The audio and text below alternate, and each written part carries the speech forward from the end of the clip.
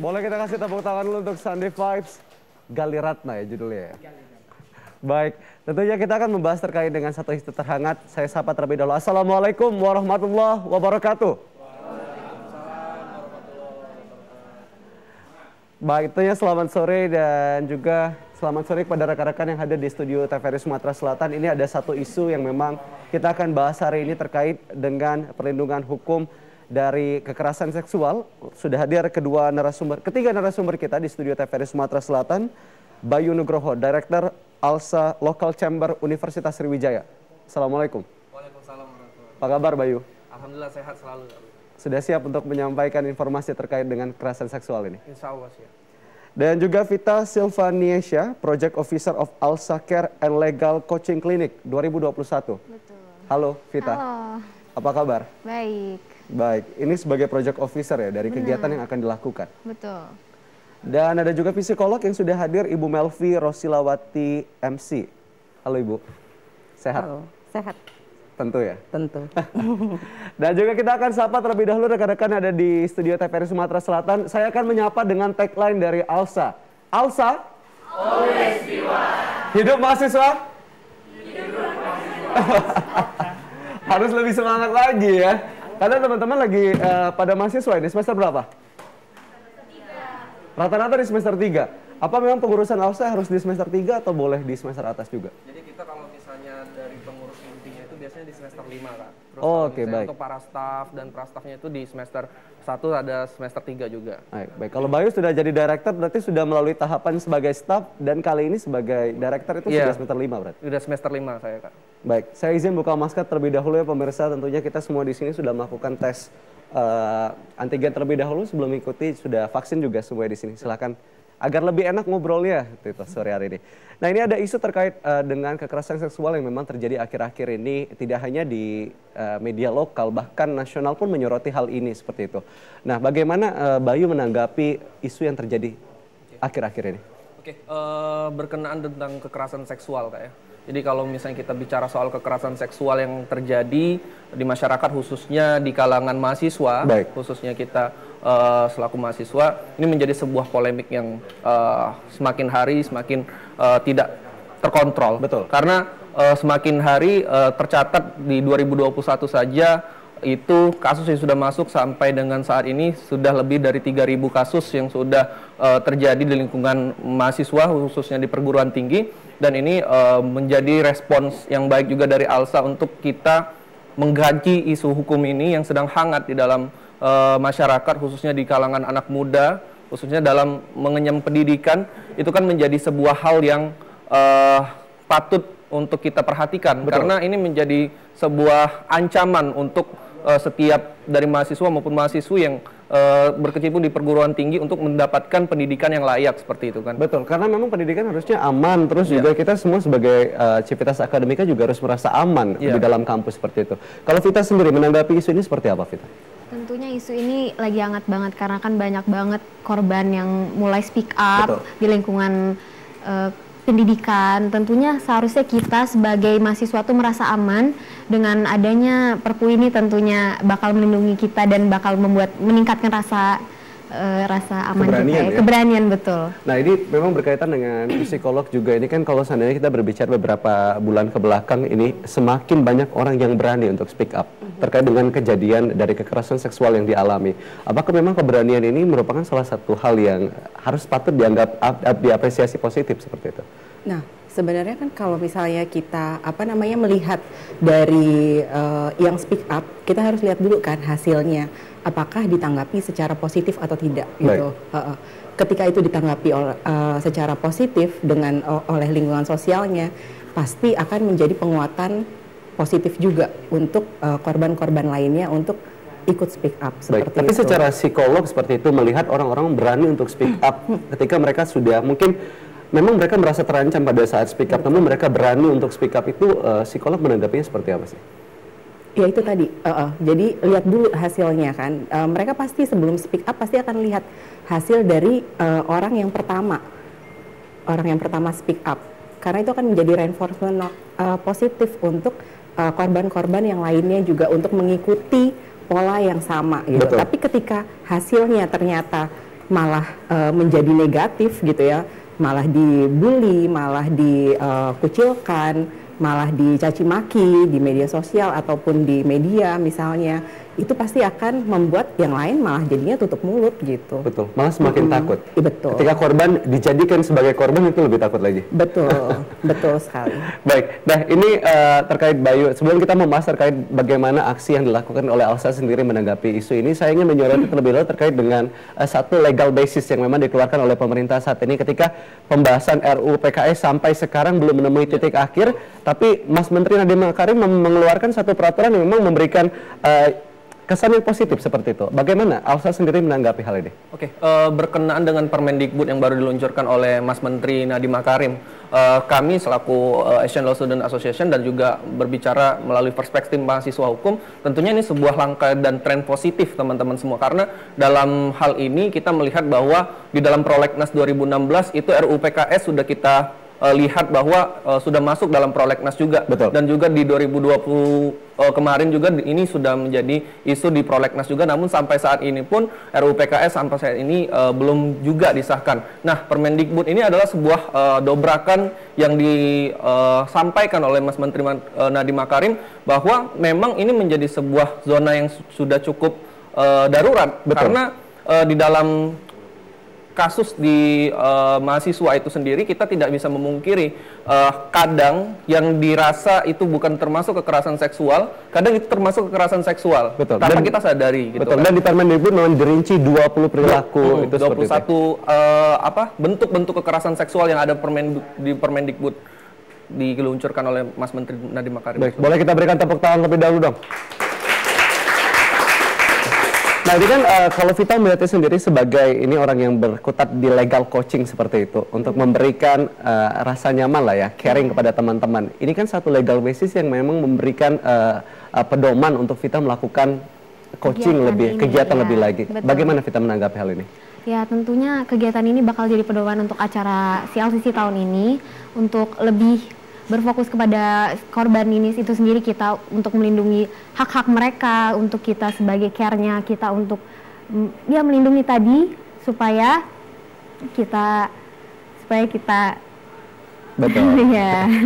Baik, memang Vita tentunya kegiatan nanti akan kita bahas lebih lanjut. Benar. Apa saja bentuk-bentuk kegiatannya yang akan dilakukan oleh ALSA sendiri. Sebelum lebih jauh, Bayu secara singkat boleh dijelaskan ALSA ini sebetulnya organisasi apa? Oke, sesuai dengan singkatannya, ALSA ini adalah Asian Law Students Association, di mana kita sudah berdiri sejak 1989 dengan 5 negara pendiri, dan juga sekarang sudah tersebar di 17 national chapter yang ada di Asia, dan juga kita termasuk ALSA National Chapter Indonesia yang sudah tersebar di 14 lokal chapter yang ada di universitas di Indonesia, termasuk ALSA Unsri, seperti itu. Dan juga kita berfokus untuk bagaimana mengumpul dan menghimpun mahasiswa hukum se-Asia dan juga mengkaji isu-isu hukum yang hangat dan juga bisa memberikan advokasi hukum kepada masyarakat, yang dimana di dalam pilar ALSA itu sendiri terdapat 4 pilar mendasar. Baik. Yang menjadi sebuah komitmen yang kita jalani bersama untuk beralsa. Yang pertama itu ada internationally minded, yang kedua ada socially responsible, yang ketiga ada legally skilled, dan yang keempat academically committed. Yang dimana berkenaan dengan tema ini kita memang berfokus untuk memberikan advokasi tentang socially responsible kita selaku mahasiswa hukum, dan juga perwujudan dari pilar legally skilled tersebut, Kak. Baik, ini terkait dengan, memang kita balik lagi ke Permendikbud tadi. Sebelum adanya Permendikbud, yang dilakukan oleh ALSA Unsri terhadap rekan-rekan yang memang secara tanda kutip mengalami kekerasan seksual apa? Oke, selama ini kita untuk dalam tema 2021 ini dan juga di sebelum-sebelumnya, bahwa di dalam setiap tahunnya kita itu ada sebuah program memang yang namanya ALSA Care and Legal Coaching Clinic, di mana ALSA Care and Legal Coaching Clinic ini dilaksanakan sebuah program kerja turunan dari ALSA National Chapter Indonesia yang diselenggarakan di 14 lokal chapter. Nah, di mana di setiap tahunnya itu tema-temanya pun itu beragam. Baik. Nah, untuk tahun ini di 2021 kita mendapatkan sebuah isu yang hangat dan juga isu yang terkini yang diluncurkan juga Permendikbud tentang pengaturan tentang kekerasan seksual. Maka dalam ALSA National Chapter Indonesia memutuskan untuk tema yang dibahas tahun ini tentang kekerasan seksual terhadap khususnya perempuan, hak-hak perempuan di sini. Nah, untuk sebelum-sebelumnya untuk ALSA Unsri itu sendiri sebenarnya untuk masalah tindak kekerasan seksual ini kita sudah juga beberapa kali melaksanakan beberapa program-program kerja juga, seperti salah satunya bisa saya contohkan itu kalau di ALSA Unsri ada suatu program namanya ALSA Legal Aid, Pak.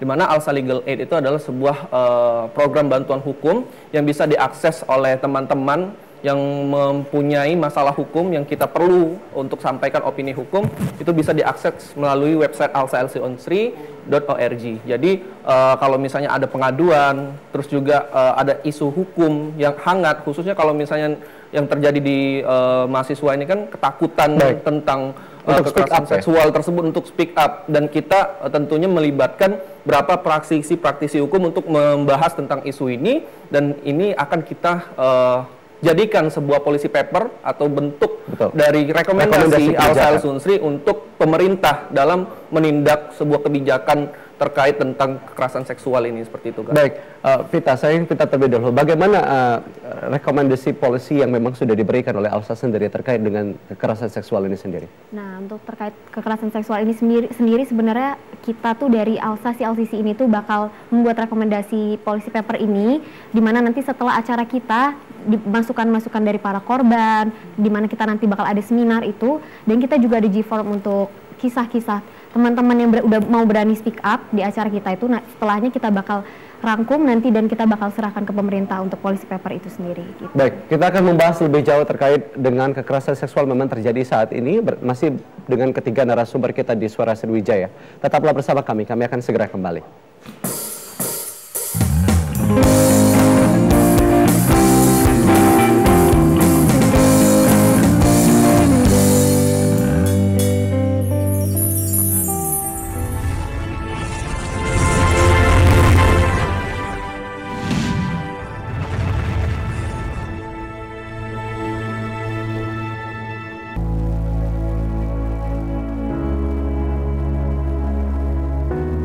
Pemirsa TVRI, pandemi COVID-19 belum berakhir. Sesuai anjuran Presiden, kita semua wajib pakai masker. Jangan pernah lepas masker saat bertemu orang lain. Mari disiplin. Indonesia pulih, Indonesia bisa.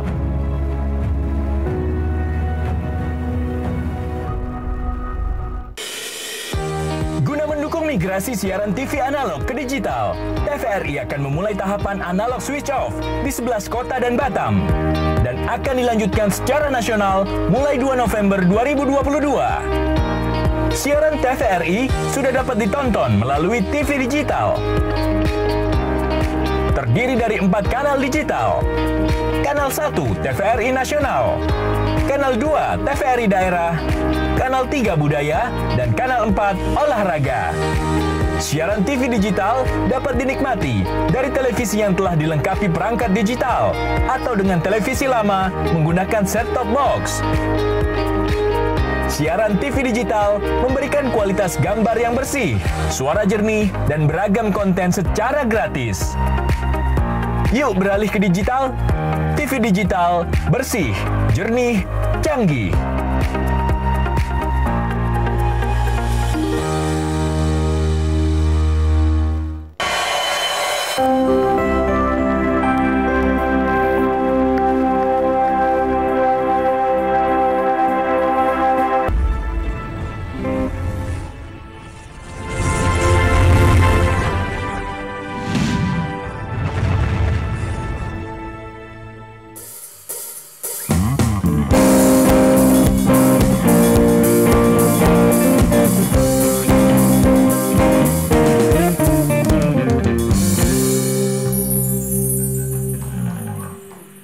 Baik, kurang semangat tepuk tangan teman-teman di studio dong. Harus lebih semangat lagi, apalagi mahasiswa itu semangatnya harus melebihi ya. Wah. Baik, masih dengan ketiga narasumber kita sayang ke psikolog terlebih dahulu Ibu Melvi Rosilawati MC. Ini melihat kejadian isu kekerasan seksual yang memang akhir-akhir ini sebetulnya memang kalau misalnya kita sadari ada satu survei yang mengatakan memang 77% dosen itu mengatakan pernah terjadi kekerasan seksual di universitasnya. Itu dikeluarkan oleh Kemendikbud sendiri. Nah, berarti kan kalau melihat dari persentase lebih dari 50%, apa yang menyebabkan orang itu memang menjadi tidak berani untuk speak up? Kenapa harus baru sekarang? Selain karena memang mereka melihat efeknya terlebih dahulu gitu. Ya pertama kan tadi ya, lihat efeknya dulu, lihat stigma, jangan lupa stigma masyarakat ketika melihat atau ketika mendengar adanya peristiwa kekerasan seksual itu seperti apa. Baik. Ya kan, masih banyak masyarakat kita yang masih menyalahkan korbannya. Kamu sih keluar malam-malam, kamu sih pakai bajunya seperti apa, misalnya seperti itu. Baik. Jadi stigma-stigma negatif itu kita harus keluar dulu dari situ, gitu. Jadi malah korban sudah sebagai korban malah disalahkan dengan, aduh itu gara-gara kamu menggunakan baju seperti itu, gitu. Iya, gitu. Jadi itu seringkali yang membuat para korban menjadi takut dan malah cenderung menyalahkan diri sendiri. Bener nggak sih ini saya korbannya? Seperti itu. Baik, sejauh ini isu-isu yang memang sudah pernah Ibu tangani seperti itu, memang apakah korban memang lebih kepada mengalami diskriminasi mungkin dari keluarga ataupun dari masyarakat sekitar seperti itu? Nah, sebenarnya kalau misalnya kita lihat kasus per kasus gitu ya, lebih banyak yang namanya kekerasan seksual itu akan berada pada lingkungan terdekatnya. Baik. Gitu. Entah itu tadi di pendidikan, di tempat kerja, di sekolah, atau di tempat-tempat yang memang sebenarnya korban ini mengenal dengan sosok pelakunya ini. Malah jauh lebih sakit hati lagi sebetulnya. Lebih trauma. Trauma yang dirasakan. Jadi bukan sakit hati lagi, tapi lebih traumatik gitu. Karena dia tidak menyangka bahwa figur otoritas yang tadinya ya dipikir harusnya melindungi, memberi keamanan, memberi kenyamanan, ternyata membuat trauma. Menjadi predator untuk dia sendiri. Itu trauma terbesar yang memang dialami malah sampai saat ini memang ada yang putus kuliah gara-gara mengalami kekerasan seksual. Apakah Bayu dan Vita pernah mendengar kasus-kasus seperti itu? Ya pernah, Kak. Banyaklah beberapa kasus-kasus yang ada juga yang berasal dari lingkunganku juga, dan itu menjadi sebuah kerisauan dalam hati juga, dan Betul. juga menjadi panggilan hati seorang mahasiswa hukum. Saya juga mungkin sebagai mahasiswa hukum dan teman-teman yang di sini juga, dan juga Vita tentunya selaku project officer dalam kegiatan ini, dan inilah menjadi sebuah hal yang menjadi sebuah dasar pemikiran kita untuk membuat sebuah program kerja ini, dan juga untuk mengadvokasi masyarakat, khususnya teman-teman di mahasiswa maupun mahasiswi yang ada di perguruan tinggi seperti itu, Kak. Baik, Vita, program kerja nanti akan dilaksanakan kapan itu? Rencananya program kerja akan dilaksanakan tanggal 28 November ini. 28 November ini. Memang akan ada seminar seperti itu atau bakal ada seminar kita. Baik. Untuk narasumber sendiri memang dihadirkan praktisi-praktisi yang memang ahli di bidangnya atau seperti apa? Iya betul, kita bakal mengundang dari Komnas Perempuan juga, terus kita bakal mengundang dari Dinas Pemberdayaan Perempuan, dan kita juga bakal mengundang dari dosen. Gitu. Baik, ini kan memang menjadi satu menarik ketika kita mengerucutkan kembali tema itu kan tadi lebih kepada perempuan seperti itu. Tapi kalau secara kita melihat secara general korban pelecehan seksual itu tidak regardless of your gender seperti itu. Tidak peduli gender kamu apa, semua bisa menjadi korban. Kenapa akhirnya Alsa memilih untuk memfokuskan atau mengkerucutkan ini ke lebih fokus terhadap perempuan seperti itu? Oke. Baik, mungkin berkaitan dengan tema ini mengapa kita lebih memfokuskan untuk kegiatan Alsa Care and Legal Coaching Clinic ini lebih mengkerucut dalam pembahasan hak-hak perempuan, karena di dalam kita melihat bahwa dari grafik data yang kita sudah analisis bahwa terjadi kekerasan seksual tersebut walaupun memang banyak terjadi di lingkungan masyarakat, bukan hanya kepada perempuan tapi juga ada pelaku terhadap laki-laki juga. Maka di sini mungkin kami lebih menekankan untuk kepada hak-hak perempuan itu sendiri, karena melihat dari sisi data dan juga memang dalam RUU PKS yang kita lihat juga terkait dengan isu-isu hukum yang hangat ini, kita melihat bahwa dalam hak-hak perempuan ini banyak sekali yang dilanggar dalam kekerasan seksual ini, sehingga kami dari teman-teman Alsa bersepakat untuk lebih mengkerucutkan tema ini, lebih membahas secara komprehensif terkait hak-hak perempuan tersebut terhadap kekerasan seksual.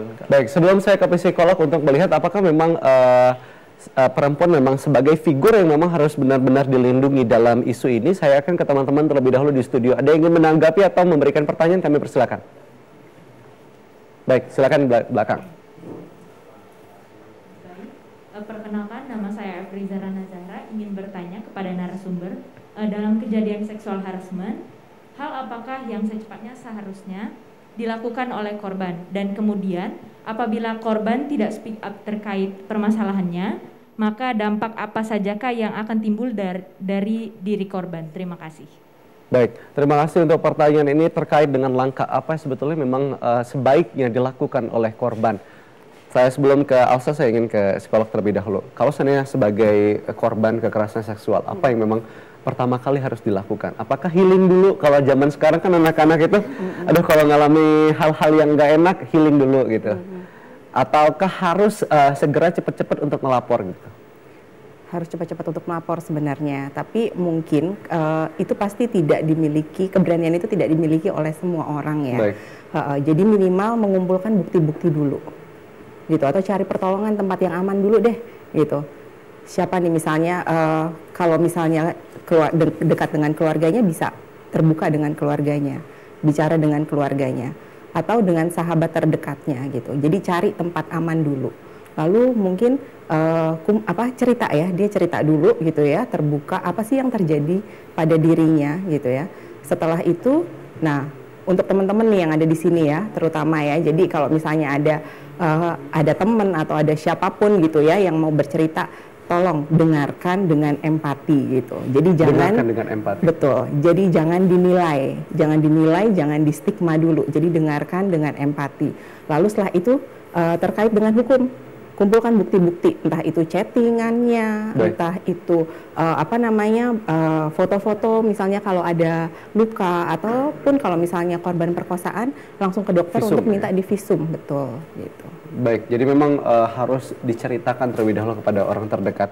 Karena kalau secara psikolog menyimpan masalah pribadi sendiri itu akan menyebabkan traumatiknya lebih dalam lagi ya? Iya, gitu. Baik, akan jauh lebih... Walaupun untuk berbicara pun juga tidak mudah gitu. Iya, betul sekali. Tidak mudah, jadi memang butuh orang yang benar-benar dipercaya dan bisa untuk menjaga privasi tadi. Baik, berarti juga memang lingkungan sekitar juga harus sebetulnya peka seperti itu. Ketika mungkin teman-teman melihat atau di kampus melihat ada perubahan perilaku yang terjadi pada teman-teman mungkin di kelas yang tiba-tiba murung atau tiba-tiba takut untuk masuk kelas, itu juga kepekaan sosialnya harus lebih ditingkatkan lagi mungkin ya. Baik, ini ke bagian hukum. Nah, kalau seandainya tadi mereka sudah mengumpulkan bukti dan berani untuk speak up seperti itu, mereka harus menghubungi ke ALSA minta bantuan hukumnya seperti apa? Oke, berkaitan dengan dari kacamata hukum melihat polemik ini yang terjadi di dalam masyarakat, tentunya sebenarnya kalau misalnya kita bicara soal teori terlebih dahulu tentang delik kekerasan seksual ini. Betul. Bahwa dalam tindak pidana tersebut itu kita tidak bisa untuk menindak pelaku tanpa ada namanya si korban itu melapor.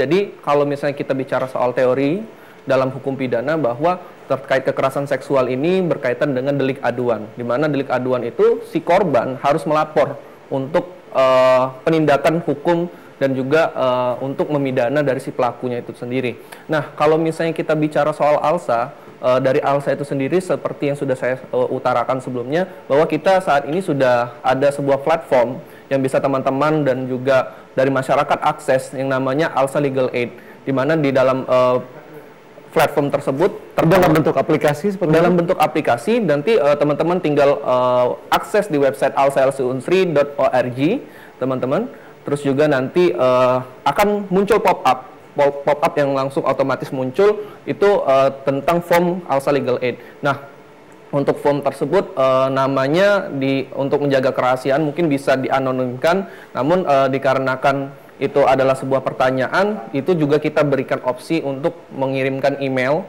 jika memang nanti pertanyaan tersebut bisa kita jawab langsung masuk ke email pribadi seperti itu. Dan juga berkaitan dengan jawaban tersebut, kita akan memverify dulu dari opini dari teman-teman ALSA itu sendiri dengan praktisi hukum maupun juga akademisi hukum yang ada di Fakultas Hukum Universitas Sriwijaya, seperti itu, Kak. Baik, jadi ada langkah yang diberikan memang untuk secara langsung spesifik kepada personal tersebut. Iya, seperti itu. Baik, setelah nantinya mengirimkan by email mungkin tanggapan dari permasalahan tersebut, apa yang akan dilakukan oleh ALSA atau melakukan bukan pemanggilan ya, lebih kepada mengajak korban untuk berdiskusi dan mencari jalan keluar atau seperti apa? Kita sendiri di legal itu bakal bekerja sama dengan lembaga bantuan hukum. Jadi nanti kita bakal konsultasikan dengan lembaga bantuan hukum dan kasus itu nanti bakal kita bantu angkat dan kita bantu untuk pemerintah membantu para korban gitu sih. Sedikit tambahan, Kak Vio, bahwa mungkin dari teman-teman sedikit belum mengetahui bahwa saat ini di Dinas Pemberdayaan Perempuan dan Perlindungan Anak tersebut ada yang namanya pos bantuan hukumnya juga. Jadi terkait pengaduan advokasi tersebut itu bisa langsung diadukan di Dinas Pemberdayaan dan Perempuan dan Perlindungan Anak. Di mana? Baik. Ya. Sebelum kita bahas lebihnya terkait dengan pos pengaduan ini, kita akan saksikan jeda pariwara berikut ini. Kami akan segera kembali.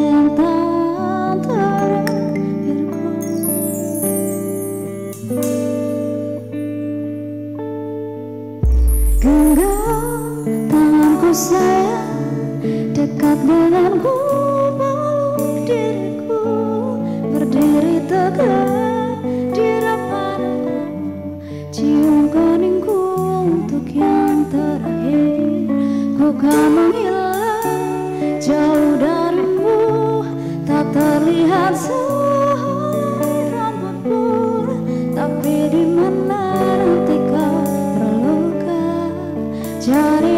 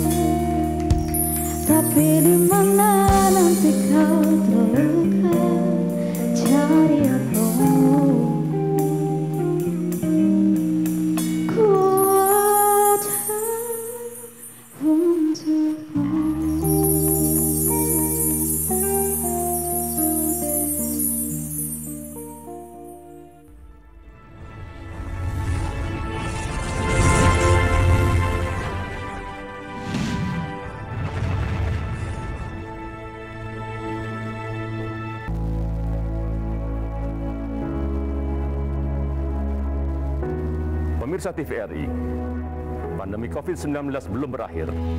Sesuai anjuran Presiden, kita semua wajib pakai masker. Jangan pernah lepas masker saat bertemu orang lain. Mari disiplin. Indonesia pulih, Indonesia bisa.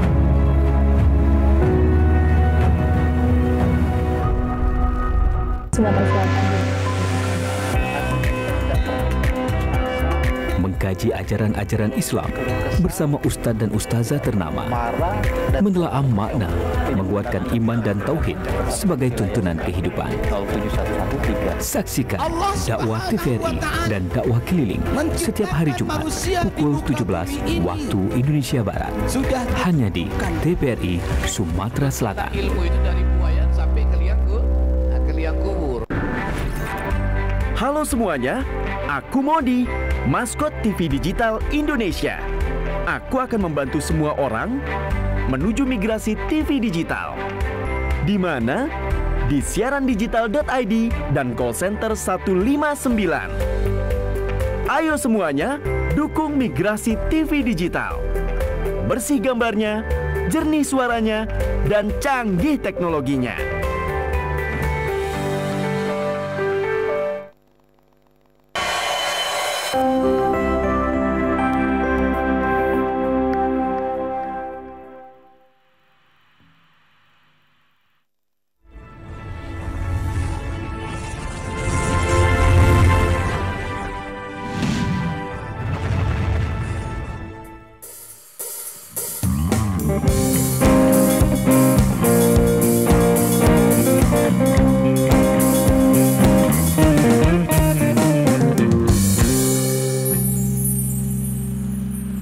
Baik, terima kasih pemirsa Anda masih menyaksikan Suara Sriwijaya. Boleh saya minta tepuk tangan untuk di studio dong? Kita masih akan membahas terkait dengan kekerasan seksual, memang isu yang sedang hangat terjadi saat ini. Saya ingin ke psikolog terlebih dahulu. Ini melihat kalau seandainya mereka mengangkat tema lebih memfokuskan terhadap peran-peran perempuan yang memang dirasa sangat dirugikan dengan terjadi kekerasan seksual. Apakah memang perempuan ini memang menjadi apa ya, kalau bisa dibilang sebagai korban yang paling banyak terdampak seperti itu dalam kekerasan seksual, atau karena apa yang memang akhirnya mereka memilih perempuan seperti itu? Sebenarnya sih bukan memilih perempuannya, tapi memilih mereka yang lemah misalnya. Baik. Karena kan dalam kasus kekerasan ini ada dari pelaku gitu ya. Dari pelaku itu ada keinginan untuk mendominasi biasanya. Betul. Seperti menguasai. itu. Ya, betul. Mendominasi, menguasai gitu. Sepertinya kalau misalnya saya tidak bisa mendominasi dia gitu ya, saya yang inferior seperti itu. Baik. Gitu. Itu satu. Lalu ketika dia melakukan kekerasan gitu ya, dia merasa mungkin lebih berarti, lebih berharga seperti itu. Jadi agak salah juga ya nilainya gitu ya. Yeah. Berharga dengan mendominasi orang lain dengan cara kekerasan seperti itu. Jadi sebenarnya siapapun itu gitu ya, laki-laki, perempuan, dewasa ataupun anak-anak gitu, itu sebenarnya bisa tetap jadi korban kekerasan, hanya biasanya karena budaya kita adalah budaya patriarki gitu. Betul. Ya, dan tadi dominasi tadi, jadi pasti yang dicari yang lemah itu siapa sih? Biasanya perempuan dan anak-anak. Betul, tapi secara psikolog memang korban-korban yang menjadi kekerasan seksual ini tidak melulu perempuan seperti itu ya? Iya, betul. Banyak juga kan kita dengar juga atau kita baca di media itu bahwa laki-laki juga seringkali juga banyak yang terkena gitu kan. Kekerasan ini gitu. Jadi lebih ke tadi sih, lebih ke karakteristiknya tadi, dirasa lemah, pasif, tidak asertif gitu ya. Jadi nggak berani bilang tidak misalnya seperti itu gitu, rentan gitu ya emosinya. Ancaman juga ya, itu. Ada ancaman yang memang biasanya kekerasan seksual itu terjadi kalau kamu tidak mau melakukan itu. Ya kamu akan seperti ini. Gitu. Ya manipulasi ya, kalau saya bilangnya itu memanipulasi. Betul. Dan biasanya banyak terjadi ya tadi di lingkungan-lingkungan terdekat kita. Bahkan banyak terjadi di kekerasan ketika di dalam hubungan relasi pacaran. Kalau kamu tidak berhubungan dengan saya, maka kamu akan atau saya akan seperti itu. Baik. Sehingga akhirnya korban mau melakukannya secara terpaksa gitu. Jadi itu tadi, harus berlatih untuk komunikasi asertif, berani untuk bilang tidak. Berani untuk bilang tidak? itu jadi satu yang penting sekali untuk menanggulangi kekerasan seksual. Karena kalau seandainya kita selalu mengiyakan seperti itu, maka ya korban akan terus semakin banyak seperti itu. Tapi adakah memang yang dilakukan oleh Alsa sendiri untuk mensosialisasikan mungkin gerakan ya teman-teman harus berani nih bilang tidak seperti itu untuk hal-hal seperti itu. Vita mungkin? Sebenarnya kalau untuk gerakan itu sendiri bakal kita lakuin di acara CLCC ini sendiri. Kita bakal juga nanti ada sosialisasi campaign untuk meningkatkan awareness tentang sexual harassment ini, dan di mana juga nanti kita bakal mengedukasi teman-teman terkait sexual harassment ini sendiri. Baik, jadi memang teman-teman nanti akan mengajak lebih meningkatkan keberanian seperti itu ya. Nanti peran-peran yang akan menjadi peserta dalam kegiatan ini nanti, apakah mereka hanya mendengarkan materi atau ada satu aplikatif yang memang harus mereka lakukan gitu? Iya, terkait itu kita nanti bakal ada peserta juga terkait yang tadi mengenai pakaian korban. Dari kita ini juga bakal ada exhibition. Di exhibition itu kita bakal menunjukkan bahwa tuh sebenarnya korban tuh bukan terkait bajunya. Karena nanti di exhibition nanti kita bakal pajangin baju-baju korban dari kasus asli, tapi pakaiannya replika untuk menunjukkan bahwa sebenarnya korban ini bisa menjadi korban bukan karena pakaian dia, penampilan dia dan lain-lain, tapi karena memang motif dari pelaku sendiri. Itu yang ditekankan, sehingga jangan sampai nanti stigma di masyarakat ketika korban sudah mau speak up malah menyalahkan korban. Betul. Seperti itu ya, karena victim blaming. Victim blaming. Nah, jadi saya ingin kalau kita berbicara mengenai victim atau korban, berbicara soal hukum, Bayu, kita melihat kalau seandainya nanti korban speak up seperti itu, dilaporkan kembali soal dugaan pencemaran nama baik seperti itu. Jadi kan ada satu reviktimisasi atau mengkorbankan korban itu kembali gitu. Nah, apa yang bisa ditanggapi dari hal ini? Oke, tentunya kalau misalnya kita bicara tentang perlindungan saksi dan korban, itu kan sebenarnya teman-teman bisa akses juga tentang undang-undang tentang perlindungan saksi dan korban. Dan juga berkaitan dengan tentunya pengaduan dari si korban, khususnya misalnya si korban yang melapor ke dalam pihak yang berwajib, tentunya ada sebuah pendampingan yang sudah menjadi hak dari saksi dan korban tersebut untuk mendapatkan pendampingan sampai dengan proses hukum tersebut selesai, Kak. Baik. Nah, jadi di dalam hal ini saya sangat menyarankan kepada teman-teman semua yang ada dan pemirsa juga di TV yang juga terkena dampak dari kekerasan seksual ini untuk berkata dan juga untuk melaporkan kejadian-kejadian ini terhadap pemerintah maupun juga pihak yang berwajib. Karena di dalam perlindungan hukum saksi dan korban tersebut ada hak-hak yang memang sudah menjadi sebuah hal yang harus ditekankan di sini, bahwa di dalam pelaporan tersebut dia akan terus didampingi oleh pemerintah dan juga pihak yang berwajib sampai dengan proses hukum ini terselesaikan. Oke, katakanlah sekarang ketika mereka melakukan pelaporan ke kepolisian, mereka ada legal standing, walaupun masih dalam bentuk peraturan menteri seperti itu, belum menjadi UU yang entah kapan nanti akan disahkan seperti itu. Nah, apakah sebelumnya ini diselesaikannya dengan cara yang memang sesuai dengan hukum, atau malah diselesaikan dengan cara damai, dalam artian ya sudah damai saja seperti itu? Kalau misalnya kita bicara soal metode penyelesaian hukum, kita bicara tentang penyelesaian hukum tersebut ada dua metode, di mana yang kita ketahui ada litigasi dan non litigasi. Di mana jika kita berbicara soal non litigasi, bahwa dalam pelaporan korban tersebut terhadap pihak yang berwajib, tentunya dari pihak yang berwajib tersebut mengutamakan terlebih dahulu untuk persengketa yang dilaksanakan oleh antara korban dan juga pelaku ini untuk diselesaikan dalam jalur non litigasi terlebih dahulu. Dalam hal ini bisa melalui proses mediasi, dan juga dari proses mediasi tersebut dilihat terlebih dahulu apakah kasus ini ada unsur pidana dan juga memang seurgensi itu untuk diselesaikan dalam meja hijau, sehingga jika mediasi tersebut tidak tercapai, biasanya baru kita naik ke proses selanjutnya, itu melalui jalur litigasi, di mana jalur litigasi itu kita akan membawa ini ke ranah hukum dan ke meja hijau seperti itu, Kak. Baik, menarik. Kalau kita berbicara terkait dengan urgensi dari atau melihat satu permasalahan, kan urgensi atau tidaknya indikatornya ini sangat abstrak sekali. Semua orang memiliki indikator tersendiri terhadap urgensi seperti itu. Nah, ini ada stigma yang memang berkembang di masyarakat sekarang, ataupun memang pihak kampus lebih kepada yang lebih denial aja masalah ini, lebih untuk menjaga nama baik kampus, sehingga permasalahan tidak di-up ke media hanya untuk menjaga, misalnya menjaga nama baik kampus. Vita, sebagai project officer dari Alsa Care and Legal Coaching, bagaimana melihat stigma ini yang terjadi di masyarakat? Tentunya ini kembali lagi ke masyarakat ya, perlunya meningkatkan kesadaran mengenai urgensi kekerasan seksual ini sendiri, dimana seharusnya untuk korban-korban yang udah berani speak up tuh harusnya didukung, bukan malah dipojokkan seperti itu. Gitu. Baik, kalau Bayu melihat stigma, kalau seandainya banyak kampus-kampus yang lebih denial aja atau mengabaikan seperti itu, hanya menjaga nama baik kampus, bagaimana Alsa menanggapi stigma hal ini? Berkaitan dengan hal ini tentunya balik lagi ke teori dasar bahwa dalam tindak pidana kekerasan seksual tersebut, atau biasa kita kalau misalnya bicara di KUHP itu tentang cabul, itu tidak bisa kita tindak pelakunya itu tanpa ada pelaporan. Jadi itu termasuk dalam unsur delik aduan tadi yang saya tekankan di sini.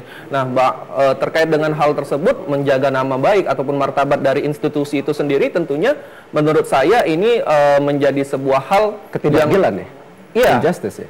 Maksud saya di sini semakin kita membiarkan ini untuk menjaga nama baik, sampai kapan hal ini menjadi sebuah fenomena gunung es. Dalam artian di sini fenomena gunung es ini semakin lama akan semakin naik, dan juga itu akan menjadi sebuah bumerang sendiri bagi masyarakat itu sendiri. Dan bisa saya modelkan juga dalam berkaitan dengan kekerasan seksual ini, bahwa ini seperti bom waktu yang semakin lama dibiarkan, suatu waktu ini kan menjadi sebuah penyakit serius yang ada di masyarakat, dan ini menjadi sebuah habit yang menurut saya nantinya akan menjamur ke masyarakat lain. Makanya dari itu, selain kita dari ALSA dan juga teman-teman mahasiswa mungkin melakukan tindakan-tindakan preventif dan juga meningkatkan awareness kepada masyarakat, di sini juga kita memerlukan sebuah dukungan dari pemerintah dan juga aparat hukum, baik praktisi hukum itu juga, untuk mendukung kita semua dalam penumpasan maupun terkait dengan menghilangkan isu-isu kekerasan seksual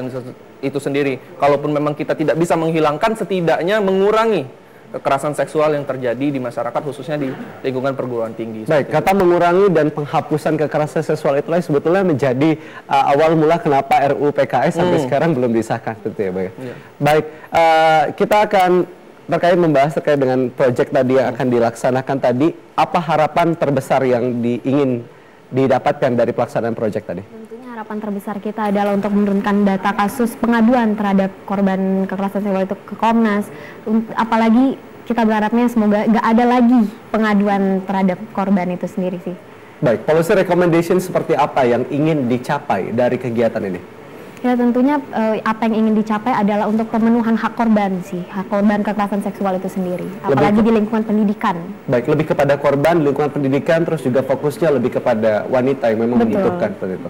Baik, terakhir Bayu, saya ingin mengajak Bayu untuk teman-teman terutama mahasiswa untuk lebih berani untuk mengatakan tidak seperti itu terhadap kekerasan seksual. Ya. Berkaitan dengan perilaku maupun juga sikap kita terhadap menanggapi isu tentang kekerasan seksual ini, teman-teman semua di sini kami dari Asian Law Students Association dan saya pribadi mengajak teman-teman semua juga yang menyaksikan langsung kegiatan ini untuk mulai dari sekarang itu mencegah dan juga berkata tidak terkait dengan kekerasan seksual, karena semakin lama teman-teman memendam terkait isu maupun juga masalah yang teman-teman hadapi, khususnya kaum-kaum perempuan yang saat ini mungkin paling banyak mendapatkan dampak dari kekerasan seksual ini. Baik. Untuk berani speak up. Dan kalaupun memang tidak bisa berani speak up ataupun juga dalam tanda kutip takut nama baiknya. Baik, itulah akhirnya Alsa untuk membantu. Baik, terakhir dari psikolog, bagaimana kita mengajak rekan-rekan untuk berani mengatakan tidak terhadap kekerasan seksual? Berlatih komunikasi asertif. Asertif gitu. Itu yang penting. Iya, jadi tahu hak kita apa, tahu kewajiban kita apa. Jadi ketika ada orang yang melanggar hak kita, kita bisa bilang tidak. Kita tahu juga batasan-batasan sosial, sampai di mana sih kalau misalnya orang itu deketin saya. Baik. Gitu, privasi saya sampai di mana. Baik. Dan kita harus keluar dari stigma. Gitu, dengan belajar seperti ini, kita diskusi seperti ini, gitu ya. Meningkatkan awareness tentunya ya. Betul, tentang aturan, tentang norma. Baik, Ibu Mafi, tentunya banyak sekali yang ingin kita bahas. Ya. Namun memang waktu sudah menunjukkan kita sudah bersama-sama kurang lebih sekitar 45 menit membahas terkait dengan kekerasan seksual. Kita berharap masyarakat semakin mengerti, awareness masyarakat juga semakin meningkat dan berani untuk mengatakan tidak terhadap kekerasan seksual. Terima kasih Bayu Nugroho, Direktur ALSA Local Chamber Universitas Sriwijaya. Boleh berikan tepuk tangan untuk Bayu. Kita Silviani, Project Officer of Al-Sakir and Legal Coaching Clinic 2021. Boleh berikan tepuk tangan untuk kita. Dan Naufiro Silawati, MPC, psikolog. Tepuk tangan untuk psikolog. Terima kasih telah menyaksikan Suara Sriwijaya. Kami akan hadir setiap hari Selasa dan juga Kamis. Wassalamualaikum warahmatullahi wabarakatuh. TVRI Media, nomor 1 bangsa. Sampai jumpa.